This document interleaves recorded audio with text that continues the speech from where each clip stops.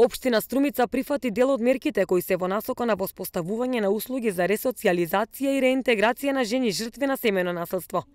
Во рамки на проектот институционализирање на квалитетни услуги за рехабилитација и реинтеграција на жени жртви од насилство, што го спроведе Сдруженијето Sky Plus, спроведуван од Националната мрежа против насилство врз жени и семејно насилство, а финансиран од Австриската развојна соработка, беа детектирани состојбите и препораките за остварување на оваа цел. И во заедничката соработка со невладините организации, како и со Комисијата за еднакви можности, донесовме одлука во програмата за еднакви можности за 2022 година да имаме финансиско поддржување на 5 жени кои што се жртви на семејно насилство, и тоа со финансиска помош од по 6.000 денари. Така што жената жртва кога ќе излезе од шелтер центарот да може Општина Струмица од оваа програма да издвои по 6.000 денари.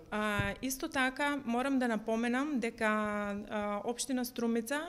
ќе учествува во финансиска поддршка и на работата на советувалиштето, бидејќи проектот кој што го имаат во заедничка соработка со ХЕРА ќе трае во 9 месеци, и затоа заеднички одлучивме ова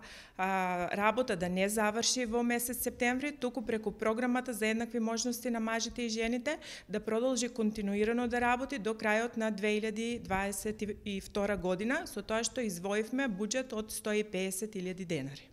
Проектните резултати и препораки беа презентирани пред представници на помалите општини од Струмичкиот регион. Целта е општините да усвојат програми за реинтеграција и ресоциализација кои се базираат на 5 столба. Нашето здружение направи анализа врз основа на повеќе истражувања, од кои што излегува препораки кои што ги дадовме до Општина Струмица во делот на овие механизми, овие системи за ресоциализација и реинтеграција на жените жртви на семејно насилство. Една од главните 5 столбови има самата програма, а тоа се домувањето, психолошка поддршка, финансиска помош, јавно образование, опука и помош при вработување.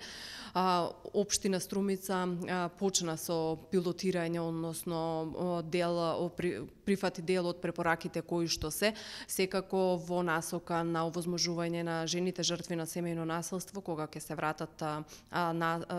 вратат во општеството да имаат можност како да се реинтегрираат и ресоциализираат. Денешната средба беше со цел запознавање и на општините од Струмичкиот микрорегион со препораките, за да може и тие во нивните буџети да планираат финансиски средства за да им помогнат на жените жртви на семејно насилство за реинтеграција и ресоциализација, затоа што она што како истражување го добивме тука во Струмица лесно може да се инкорпорира и во помалите општини, затоа што дел од анкетираните ни доаѓа и од руралните општини, значи и помалите општини, по примерот на Струмица, да почнат да ги воспоставуваат механизмите за ресоциализација и реинтеграција. Проектот освен во Струмица се спроведуваше и во Свети Николе, Радовиш, Прилеп, Битола, Тетово, Кавадарци и Велес, каде што локалните власти согласно регионалните истражувања имаа можност за прифаќање и усвојување различни мерки во насока на реинтеграција и ресоциализација на жени жртви на семејно насилство.